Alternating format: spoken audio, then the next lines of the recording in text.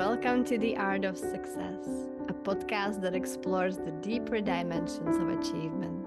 I'm your host, Daria Molnar, an ambitious yet soul-centered entrepreneur, coach, artist, a loving mom and wife, and in this space we'll dive deep into what it truly means to succeed. Thank you for being here. Your presence makes this journey even more meaningful. It's my great pleasure to welcome Alitzel Guerrero Ali as a guest on my podcast. I was so much looking forward to this, and she was actually, I'm already getting into this little trivia before I invite you fully, because I'm so excited that you're here today as a guest and you said yes to this invitation, because you actually, and I say it now to everybody as well here who listens, that Alitzel or Ali was one of the, if not the most important person who made this happen in this time and space. Because yes, I had that idea for years and years, and I wanted to launch my podcast, but it was you who really kicked my butt in the right way and the right direction, that I actually really went for it. So this is just my bait, and I'm super excited to welcome you. Ali is a wonderful mentor. Now I think you'll talk more about that, but you're very much into podcasts now, right? I saw you before with some other profiles as well, I think meditation and stuff, so I will also want to talk about that. But I'm so happy to have you here today, and so excited. So please feel free to reintroduce yourself in what is currently, what feels really aligned to what you do. Tell the listeners, tell the viewers what you actually do these days. No, thank you for the invitation. I was also excited. I was like, when will this happen? I hope this happens this year. We are still on 2023, and I'm really excited for being here with you. Yeah, I'm Ali, and yeah, it's so difficult to put a label on us, but yeah, I help entrepreneurs, especially spiritual entrepreneurs, launch their podcast, share their voice online, their knowledge, their ideas.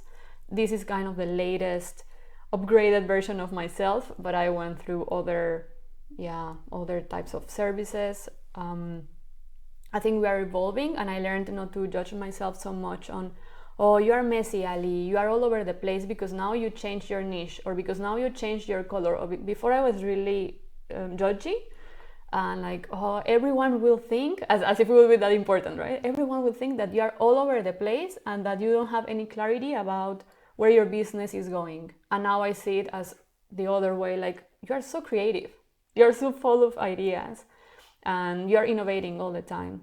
So with that, I think self-compassion is what how I want to manage my business, and how I want to share also with my clients, because I think all of us need the self-compassion, even earlier than we were trying, well, you were trying to set all the technicals, and we were like, why this is not working? We need to be so patient and so really self-compassionate, because there are some things that don't work in our business. I mean, we already went deep, but yeah, we cannot do shallow, but yeah, so that's currently more on the podcasting world, but I still have this element of working with spiritual entrepreneurs. I think that's that has been my favorite niche ever.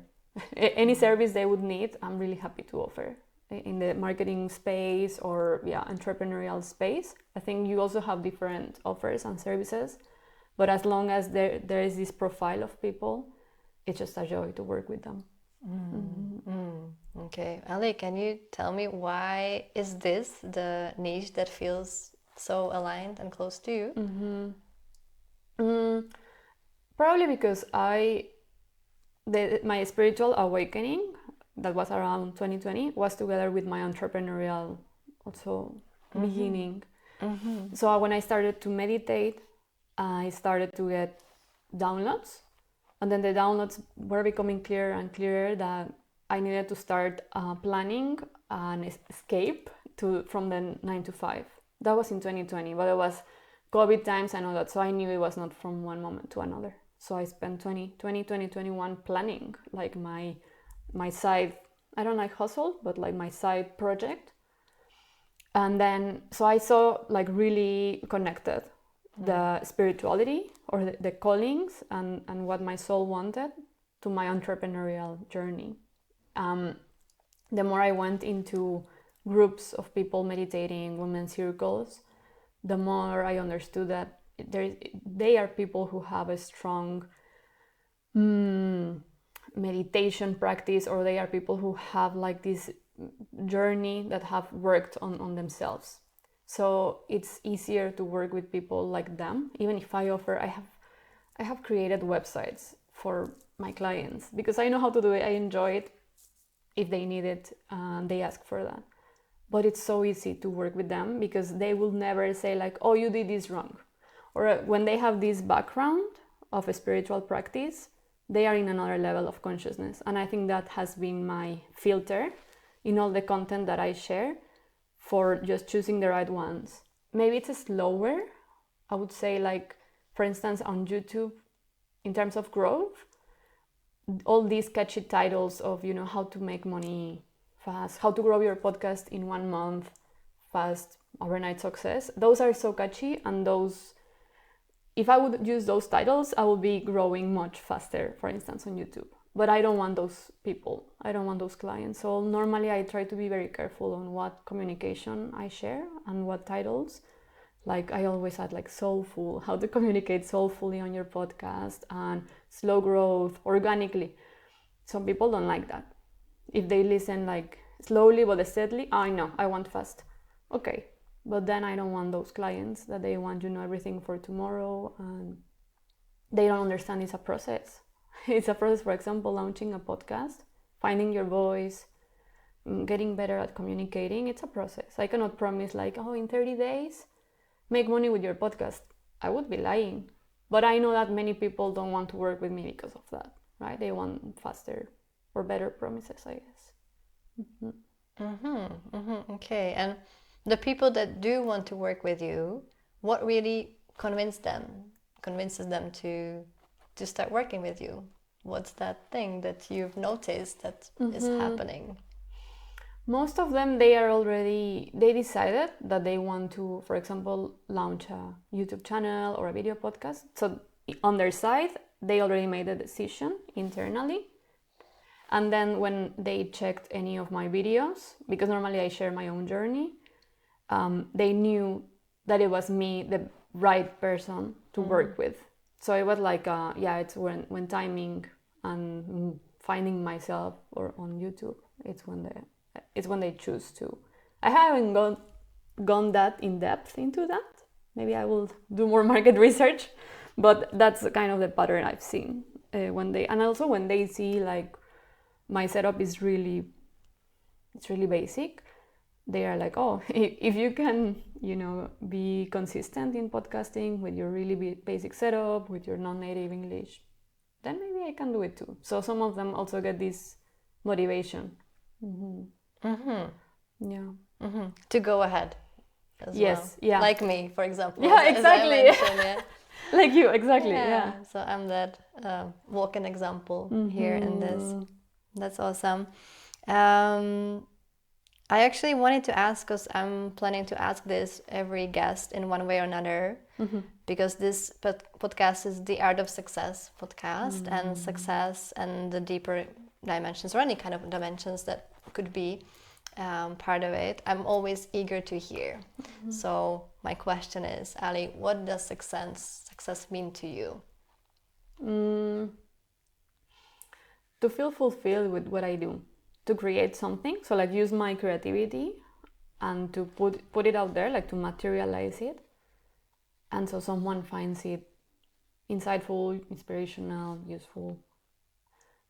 I would say that. And one day a friend told me like, you're doing great, one day you will be successful with I don't remember what was the topic. Probably one day you will be successful, let's say on your YouTube. No, I was like, I feel successful every day.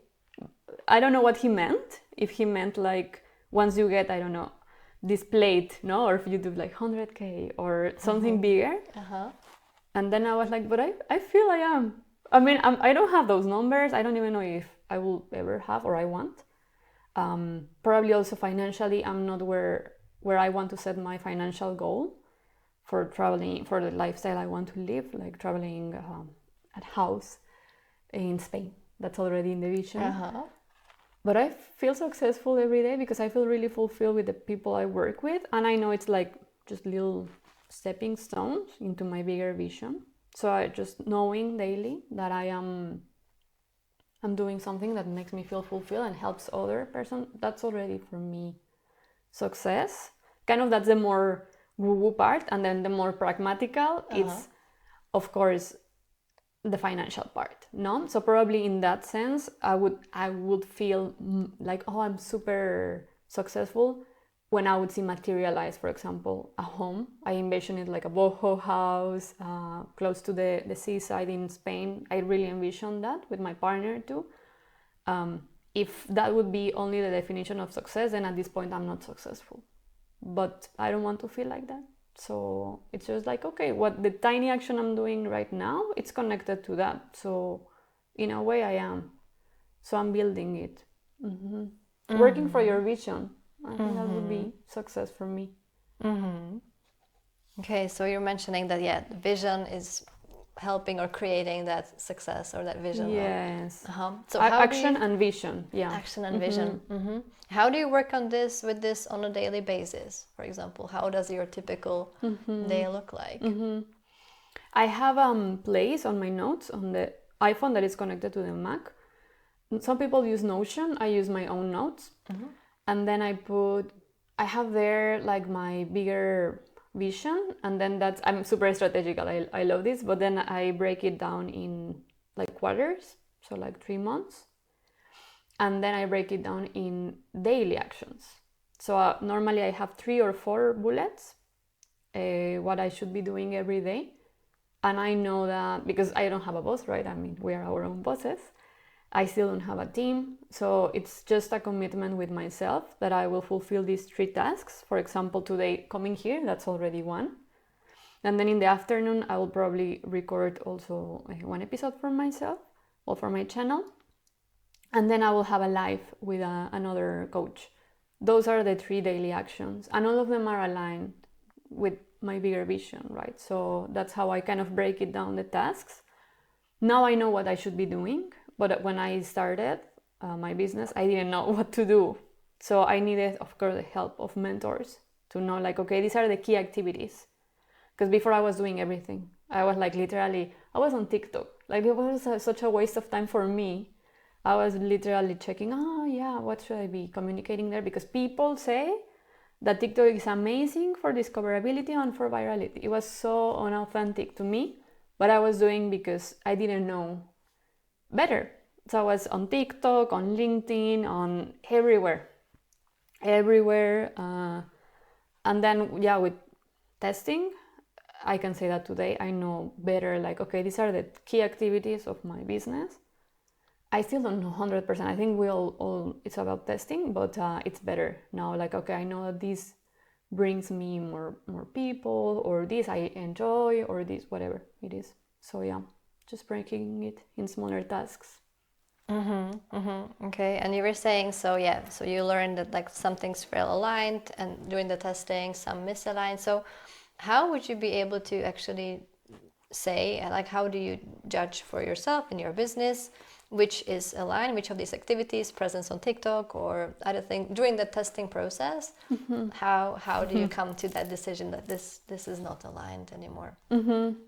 For me, it just feels very heavy if I even think about, oh, today I need to record something for TikTok or publish something, when it's not aligned. It just feels like a huge weight on my back, but not this weight that is like, okay, it's a challenge, but I really want to do it. No, it's just like the challenge, and it's not enjoyable. And because it's not enjoyable and it's a little bit fake from myself that I'm forcing, it didn't work for me. For some people, it works so well. For me, it didn't. But because I never enjoyed that and I was forcing myself. So I guess people could see, or maybe I didn't do videos properly, or maybe I didn't spend enough time trying to post videos. So I think it's like, it doesn't work for you. It just feels heavy, and yeah, it's not enjoyable at all. And then, okay, how do you tell that it is for you, that it is aligned, and it's something that you want to be like doing, investing your energy and time into? What are those indicators? When time flies, for example, what we are doing right now, I normally record 1 or 2 episodes for my podcast, one solo, one with someone. For me, the time flies, and it just feels, I feel so excited and so fulfilled with the conversations. Of course, it depends on the guests, but that's a good sign. Like the time flies. Even if there is no outcome, you enjoyed it so much. Like that's one of my metrics. Of course, you need to measure like metrics, but even if it would be 0, like 0 viewers, I enjoyed it so much, the conversation with the person, and that's it. Yeah, I think that's pretty much that. It's just the feeling of like, oh, this feels so good. But then, for example, there are other things. I'm currently working on the email marketing, and for me, it's a little bit of I don't know if it's a struggle or like it's new for me, because I personally don't love getting a lot of emails on my inbox. So now I'm like, oh, I don't want to spam people, and I'm trying to remove that limiting belief, because it's somewhere between what I used to feel in TikTok, like it feels heavy, email marketing, but at the same time, I know it would be very, very healthy for my business to start using it. So I'm just trying to look for the lighter way to do that. I'm still on the search. Maybe I will ask your help. But yeah, I'm still on the search. I think that's healthy for a business, not to be online that much, just to have to email list and all that. But I think in those cases that there is a key activity on your business, I think there are things you don't need TikTok, to be honest. Maybe you can choose another social media, but there are some things, for example, you need to sell. Like that, there is no way like, oh, it feels so heavy, I'm going to stay in bed.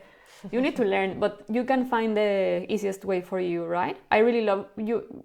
I don't feel like when you talk about like, oh, hey, I have 2 spaces open, it's just so beautiful how you phrase it. It's like, oh, I love it. You're selling, but the way you do it is like, I don't know, it's like an offer, like, hey, I have these two spaces. It's just so nice. Then that was kind of also what I learned this year of like selling with ease. Now email marketing is the next one, because yeah, there are key activities you gotta learn maybe on your own way, and others you can live without them. That's tricky, but that's why we need mentors. Yeah, I think it's, and maybe we had this conversation before together. I think I remember something like that mentors is always coming with like great and the kind of not so great, because I think we have this in common, that we're very much looking for our own like voice and our way to make it happen and to succeed. And this is why mentors can sometimes confuse us into like, okay, this is how. Yeah. But at the same time, the knowledge can save us some time, right? To like learn something and then use it. So I think that's an important topic for us as well on our way to success.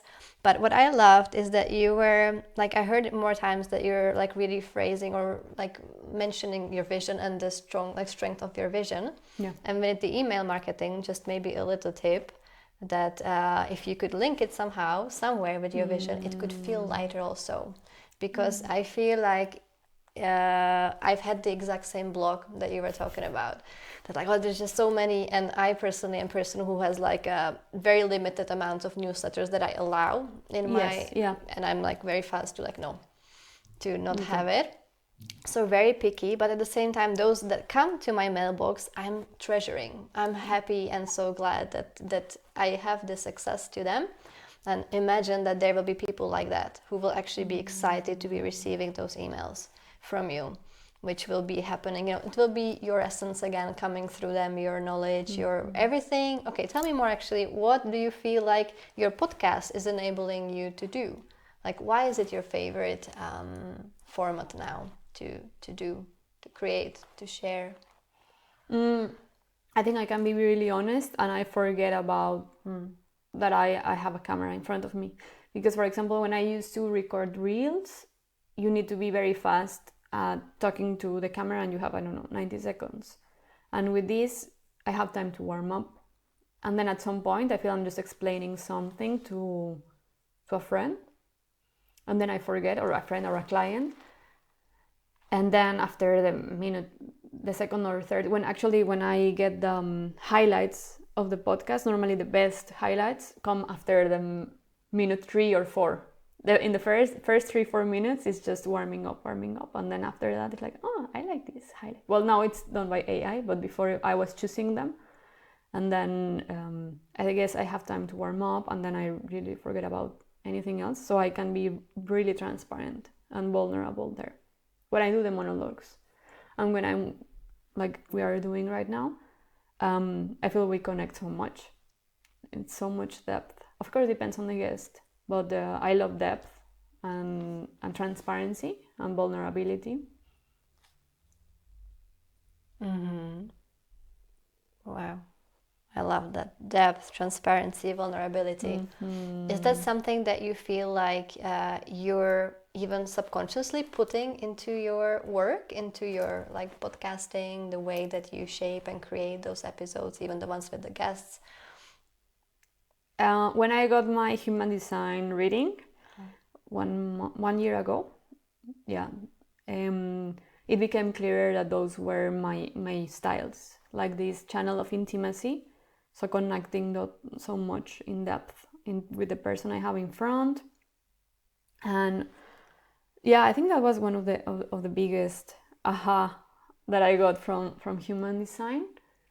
So now from that moment, it's not that I'm doing it more intentionally, it's that I am less fearful of being too informal with my guests.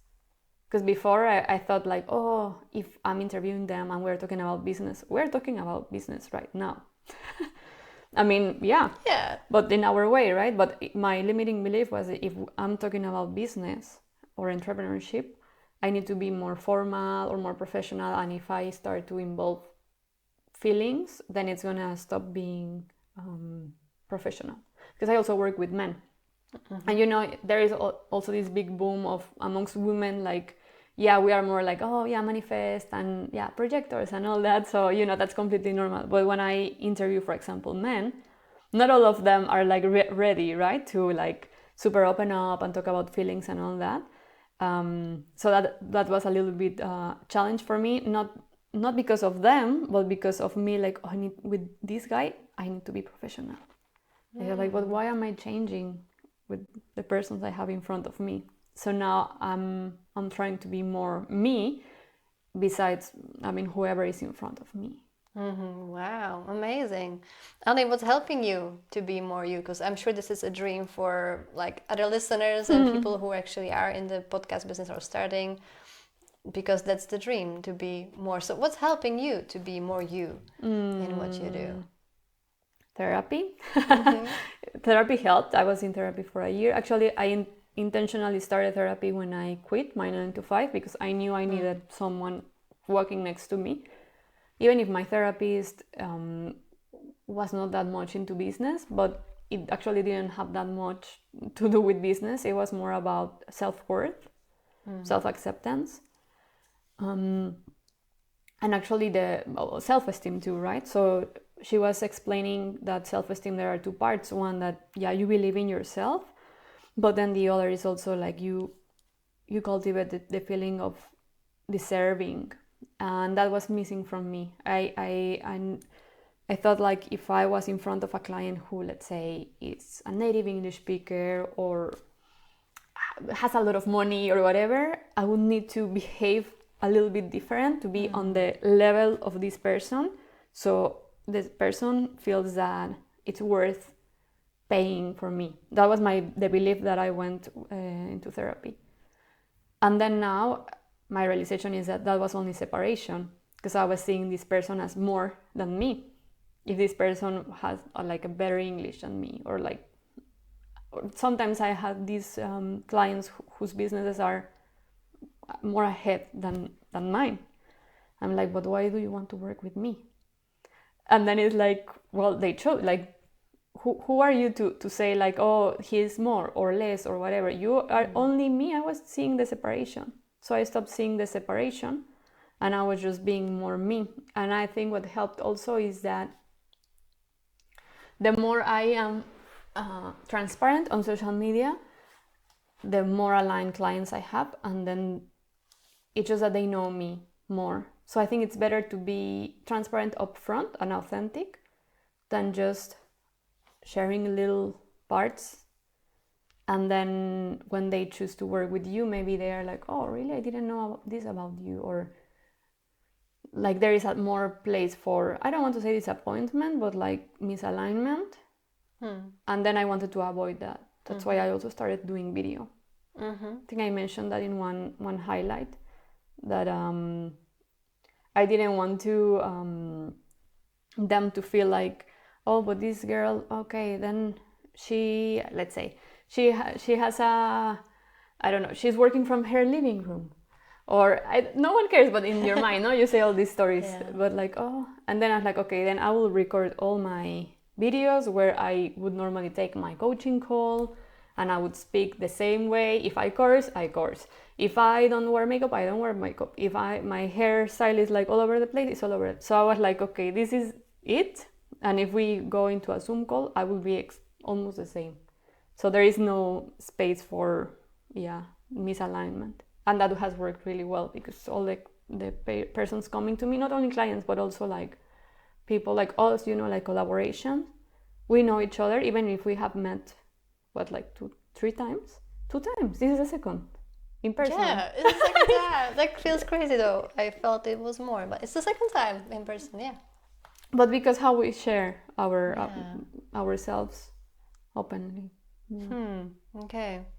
Has it actually ever happened that, you were really transparent, sharing your stuff, vulnerable, authentic, that you would receive a reaction that somebody wouldn't approve or wouldn't like, or anything like, because this is often the fears that I also have sometimes, from like, I think that's my biggest fear of sharing my truth, really. It's like but it's at the same time the most exciting part, I think, of that journey, because you're overcoming that, and you're learning so much more about yourself, your world, everything. But I'm sure that this is the fear as well, somewhere present for most of us, that like somebody will leave this comment, or somebody actually will leave some comment that could trigger something in us. Has something like this ever happened to you in any form? Not in the way that against my comment, but I have some people like just questioning why is this mostly these mentors who want to sell you something. Those I get DMs from them like, I saw in one of your, because I'm really vulnerable now, like, oh guys, I don't know how to price this, because I have clients who really can barely afford, or like people wanting to buy, and I talk about these things.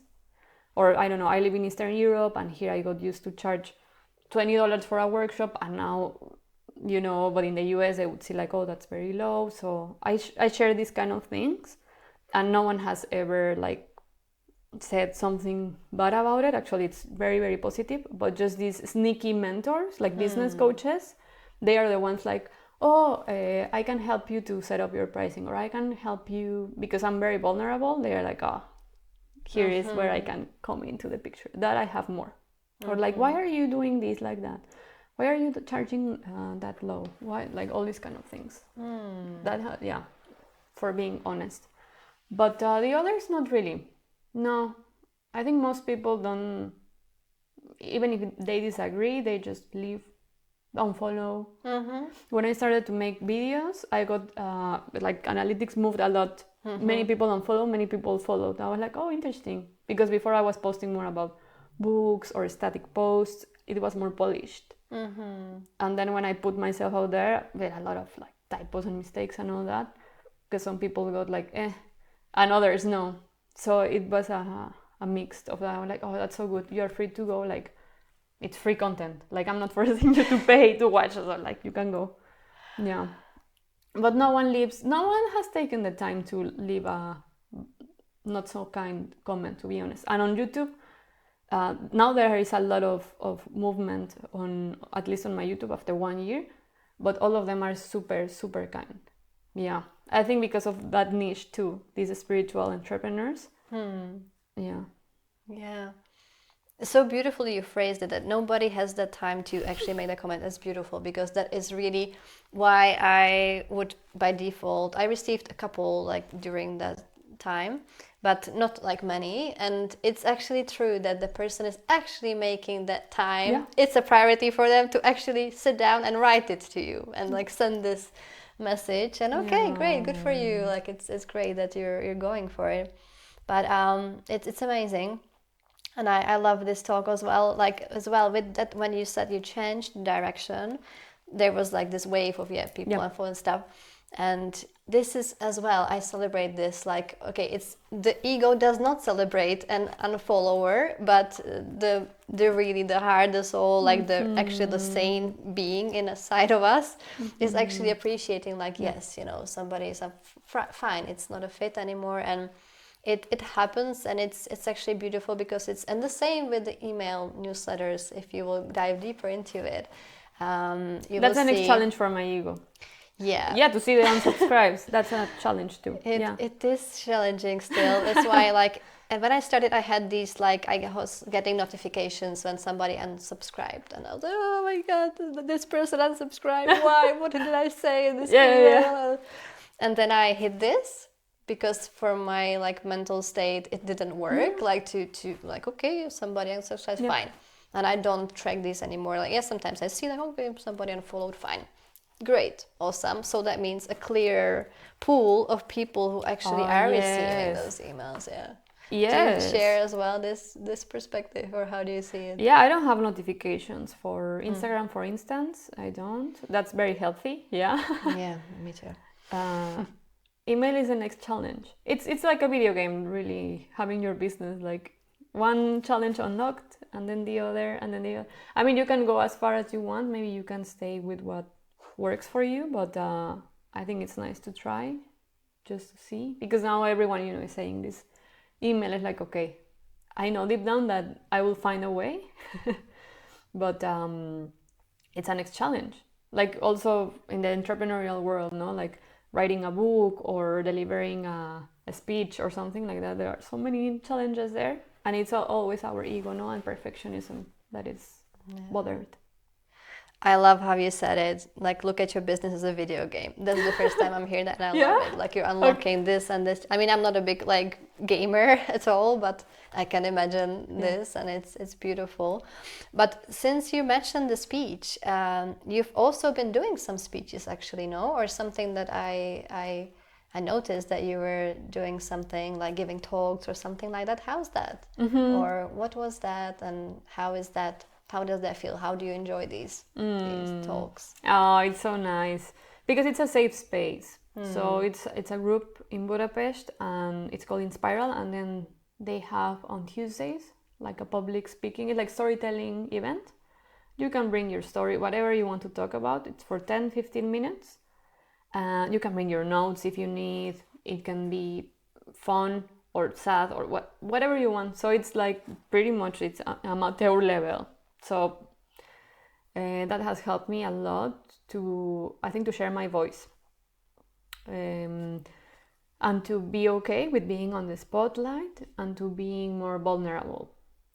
But also the excitement is so much because you have people, for example, it's 30-40 people in this event. In front of you, you see all their faces and all that. But yesterday I did a workshop online on Zoom. There were like more than 20 people.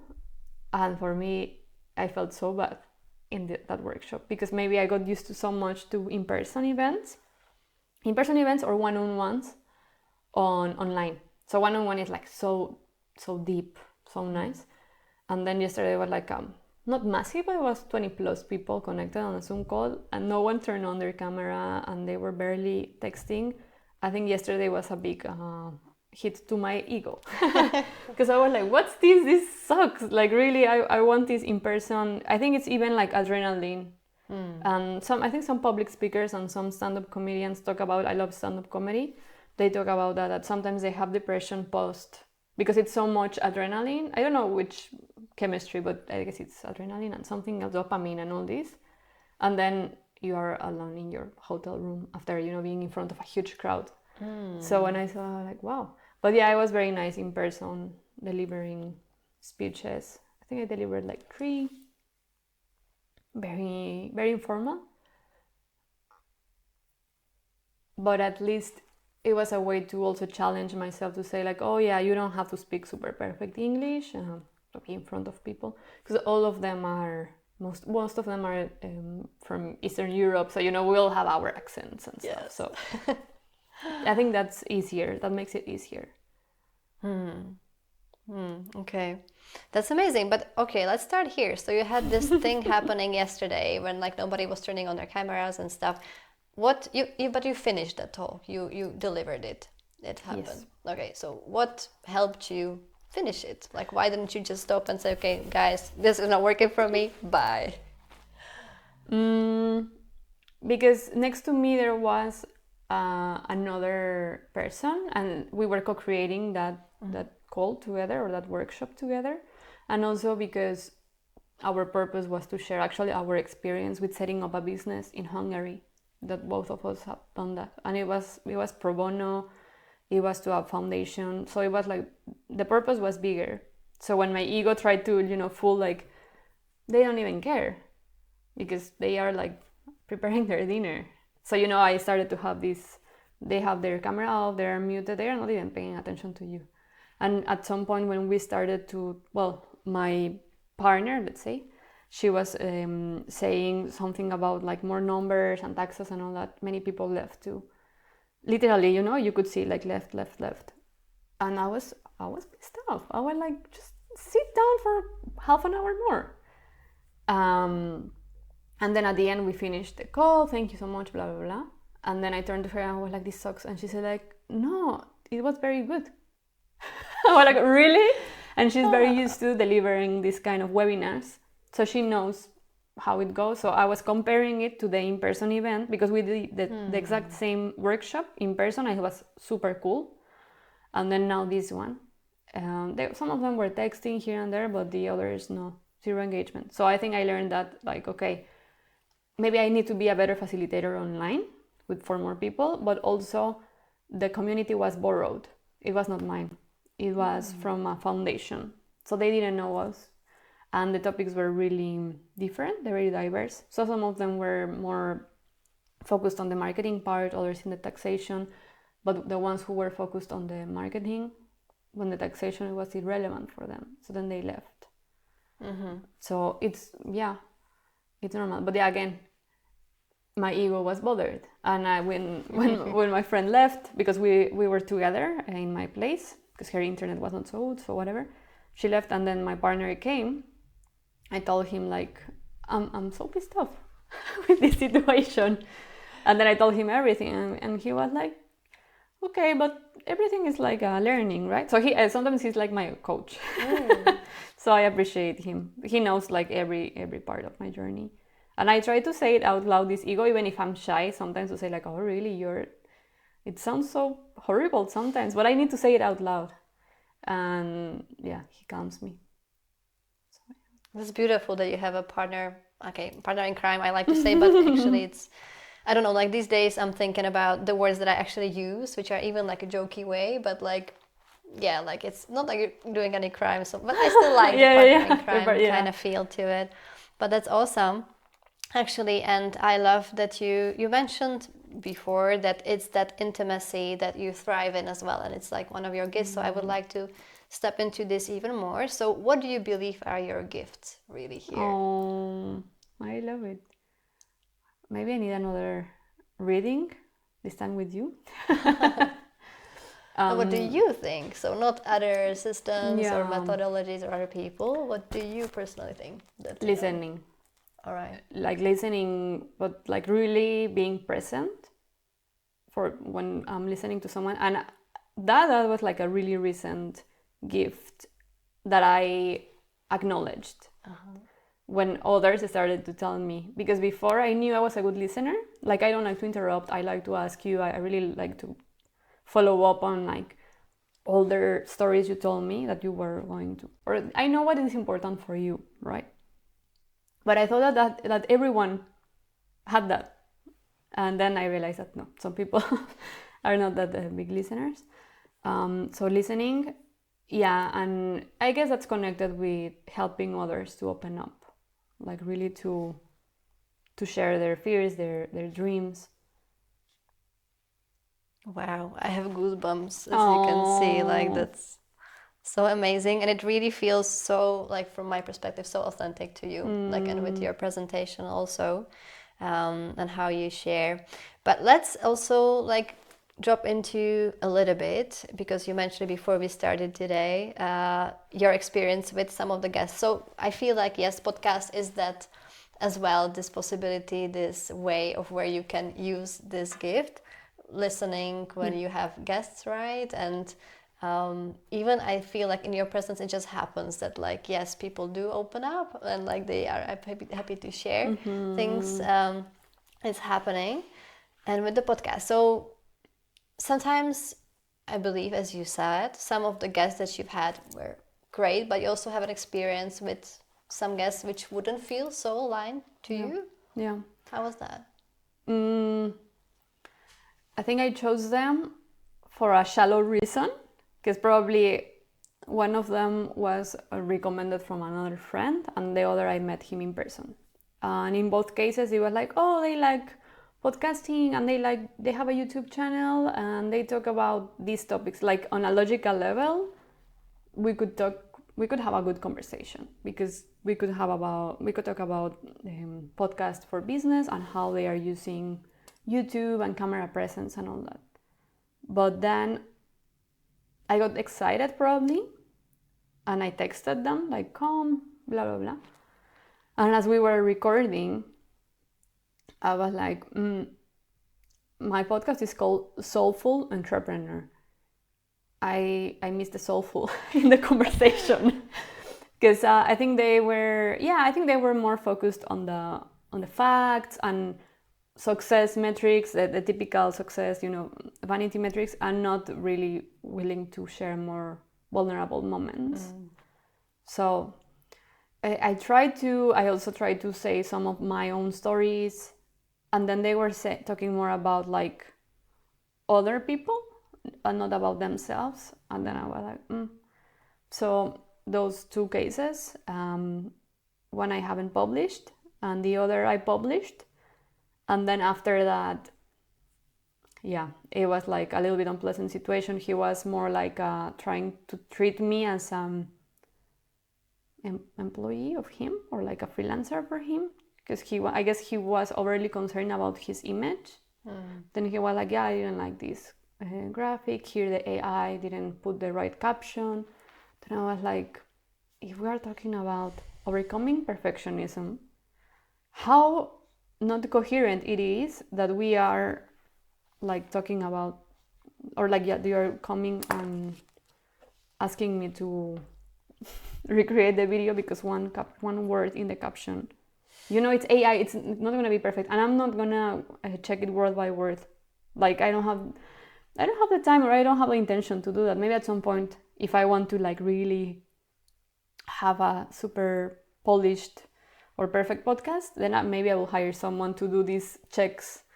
But otherwise, I think we missed the overall picture of like what we were sharing, and then we got lost in the details. So I was like, there is so much alignment, like because we can sit here and talk about all these beautiful things, but if we don't live that on a day-to-day in our business, then we are not coherent. So I think that happened there. So I was like, I didn't meet him that much in depth before asking him. So yeah, lesson for me. Amazing. Yeah. Aren't these like the biggest treasures though on the journey? Like these completely painful ones, but at the same time, like they're really activating, and like really like it's beautiful. Exactly, like when we have these like beautiful connections and stuff. But we need these moments when actually it's lack of it. I feel like it's really important to see both kind of sides, the light and the darkness, to be able to tell which one is light, which one is darkness. If we always have light, like how can we tell that there's something else than that, right? Exactly. Yeah. But you mentioned AI, so I wanted to ask about that as well. Like, so you're using, what's your approach to AI? The core of what I do and what I communicate online, it's made by me because I love communicating, and I think I still have a way to go to become better at communicating, and the only way to get better at writing and speaking is doing it. So if I use a lot AI to speaking, there's still no, but to writing all the time, then I won't strengthen my muscle of writing, for example. But so what I do is that I record longer form content with my own voice, with my own brain. And then I use Riverside, so that is where I can repurpose. It repurposes actually the content into little clips, and then that's done by AI. And so far it's good, to be honest. So that's where I leverage AI, and so then that's for reels and all that. But I just record in one go. And also I'm testing to export the transcript of my video podcast and then to make it like a text for other platforms. Yeah, maybe I've tried for email, but it felt like, oh no, did I write it? I said the words because all the words were mine, but I was like, I think I didn't get up to a point that it sounded like my tone of voice.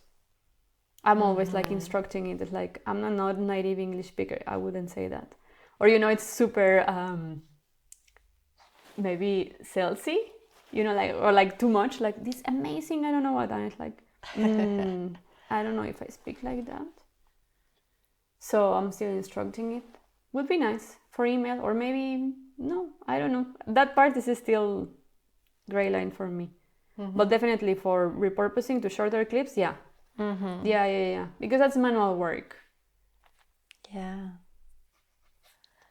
That's amazing. So basically, and I share this and I feel it like the same way, that like the brain and the voice is coming through you, and this is what you want to go through, right, to the other side. And with your words and how you're talking about it, is like authenticity and having your own like voice and transparency, it's super important to you and like key in your presentation also.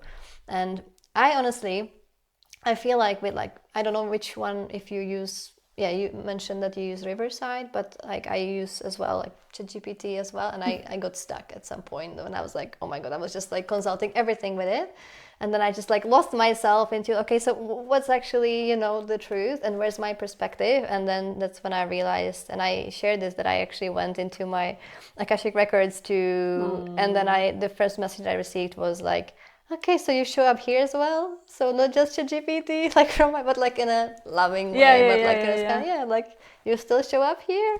It's like I do. You got those words, or like the like a concept, comment, like a comment, from some of those guys. Yeah. I don't know like who that was, but it was like just funny that like yes, I do show up. In which here. language do you communicate? Or it depends? That's a great question. Depends. Okay. I think mostly it's either Czech or English. Okay. So no other really languages, but yeah. But I think this can be, and now it's like everywhere, right? Maybe it's like it's full of it, everything, everywhere, AI, ChatGPT, and now of course these happenings now, if you notice as well, like what's going on with ChatGPT, like these directors are being fired and some weird things happening there.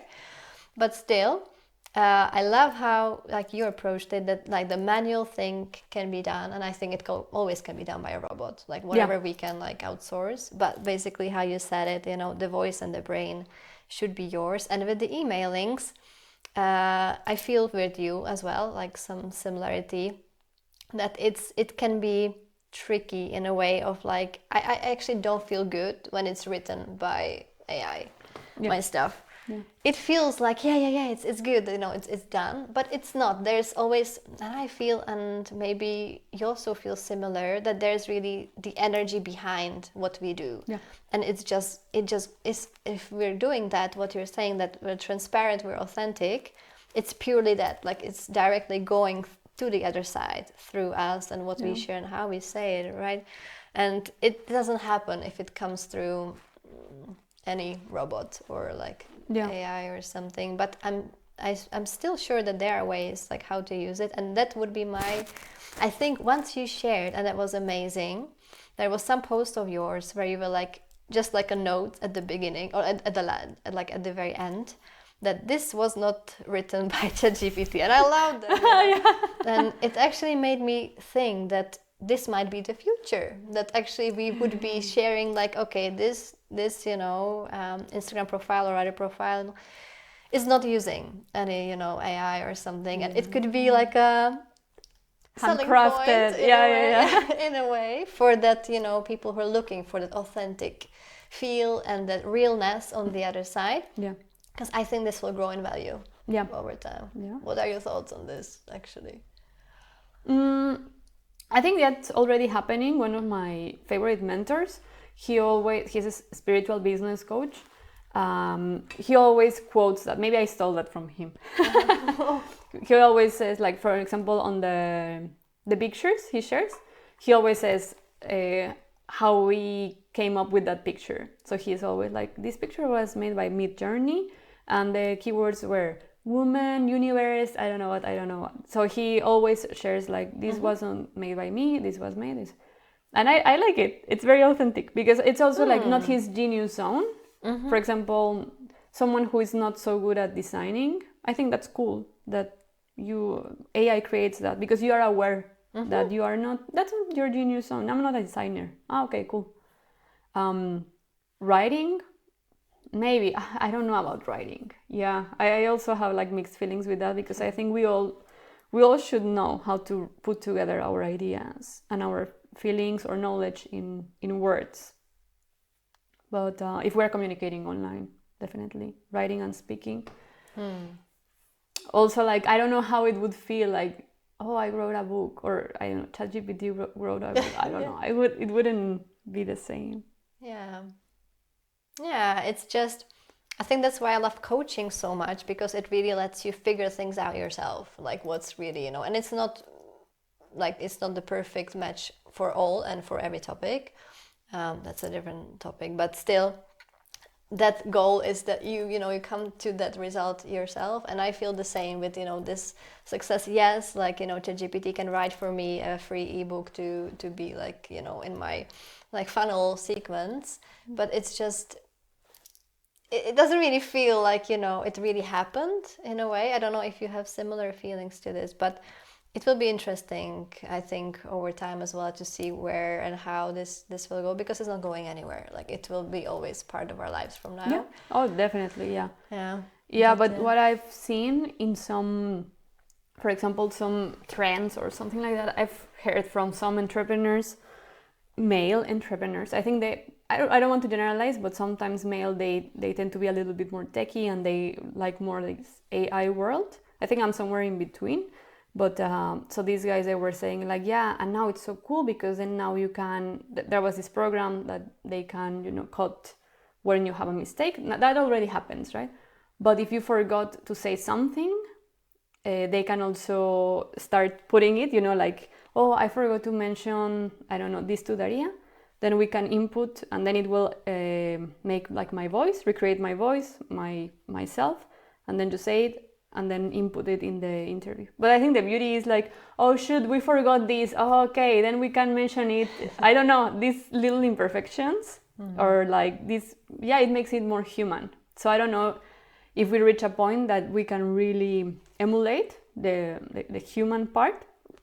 It's gonna be a little bit boring, like if it sounds really perfect, or I don't know. So I don't like that personally. That's why I'm trying to be more human. So, and for me, that's vulnerability, emotions, and also humor. So I also love humor. I don't know if artificial intelligence will get a point to have but really humor. I think it will reach a point to, and this is not a critic or whatever, but I think maybe they will reach a point to a humor of maybe someone with like,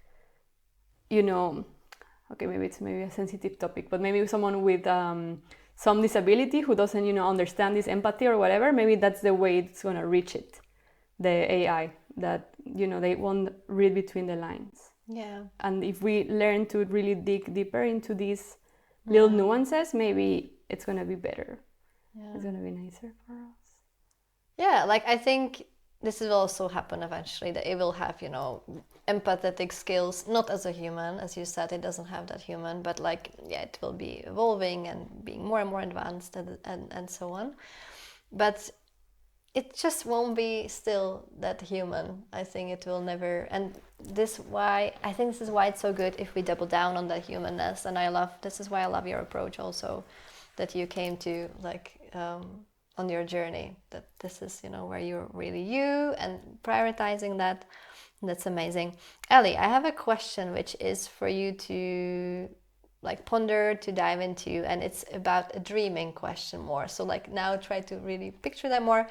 If you had the chance now to speak to your 10-year younger self, so 10-year younger Ali, where were you, by the way? Were you still in Mexico at that time, or what did your reality look like? Just a few words.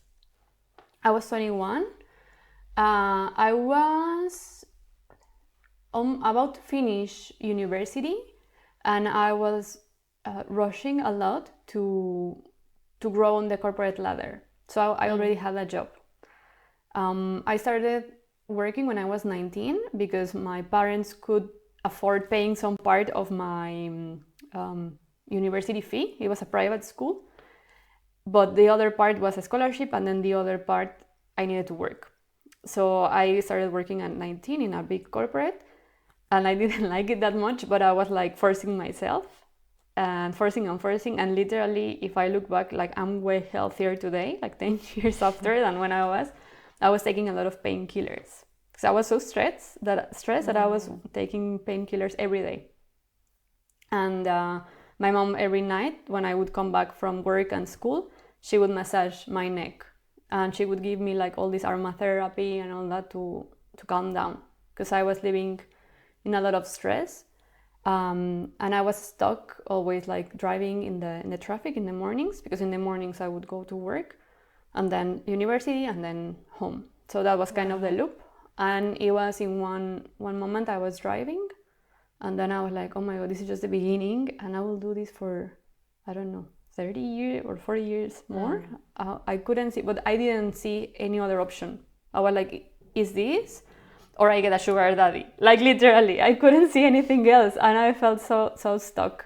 So I really forced myself between 19 and 20, 23, 24 years. I was forcing myself into the corporate world. Caffeine, painkillers. And then when I was 23 is when I found out about the master's degree in Budapest. So I moved from Mexico City to Budapest.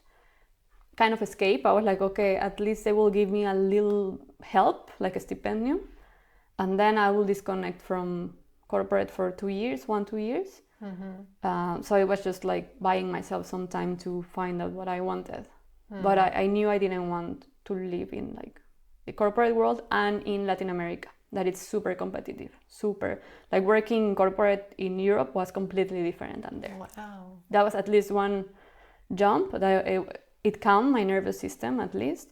And then the next jump was just having my own business. But yeah, when I was 21, yeah, so but this is just Yeah, so like amazing, deep stuff. Yeah, amazing story, deep story for sure. But okay, so picture that, you know, you have now the possibility to send a message to that self which you were 10 years ago, you know, stuck in the traffic in the morning, painkillers, caffeine, job, climbing the corporate ladder. What 3 things would you tell her if you could speak to her now? Get better at learning English. Okay. It will open doors, because I was not very good at English. There are other options. Open your perspective. Like, because I was really close, like all my friends, all the people, they were all of them into the direction of like corporate. I was not hanging out with like more entrepreneurs or creative people, or like, no. And then the probably the third one is like don't be afraid to disappoint your parents, because in a way I was afraid like, oh, if I choose to study again or change careers or try to start something of my own or have a more creative type of job, my father would feel like I paid your university and then you're doing this. Like, I don't think he would said that, but in my mind it was. So probably these three things. And in general, just like take it slower, like take care of your health. Like be more loving with yourself. Wow. Goosebumps again you're giving me.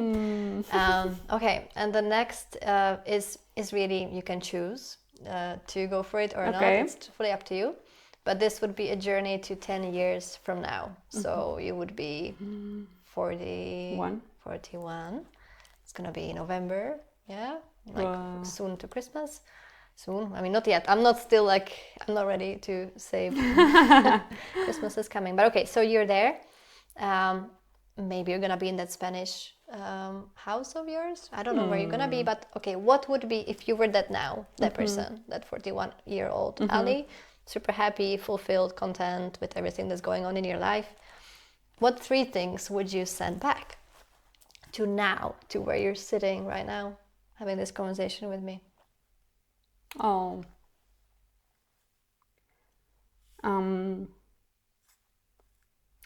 Maybe I don't know what's gonna happen, right? But this is like a hypothesis. I would say it's probably something like, don't be afraid of being a bad mom. Like you will rock. And just be proud of everything you are creating, because you're doing it with your heart. Like every single thing I do is like with my heart. So don't be attached to the results or like the material results, because what you're doing, everything pays off sooner or later. So like don't feel it's a waste of time, because sometimes I still feel like, oh, but I spend this long doing this and I still don't have. I'm impatient. So probably this older self will be more wise and more patient, hopefully. So I would tell me like something like that. Don't be impatient. Like all these are seeds you are planting, and then they are gonna grow. Maybe not in 1 week and maybe not in 1 month, right?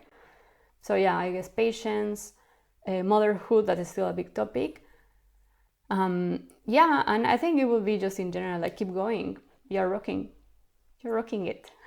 Yeah. Awesome. How does it feel? Oh, it's so exciting. Yeah, and it's calming at the same time. It calms my impatience, thinking about this wiser self of mine. Yeah. Calms your impatience. Beautifully phrased again. I love your connection really with the words and with the language and your expression. I do confirm that I feel it's a strong gift of yours. And I feel like this is the perfect way to end today. I would love to thank you so much for coming to this episode with me, to sharing your heart, to being vulnerable, authentic, transparent, open. I believe this truly will be so inspiring to anybody who will join in and listen or watch this conversation. I wish you so much more success, because you said you already like every day you're living that, which is like, whoa, so inspiring, I believe, to everybody. So thank you for coming today, sharing. Thank you, Daria. Wish you lots of luck and aligned happiness and success. Oh, thank you so much.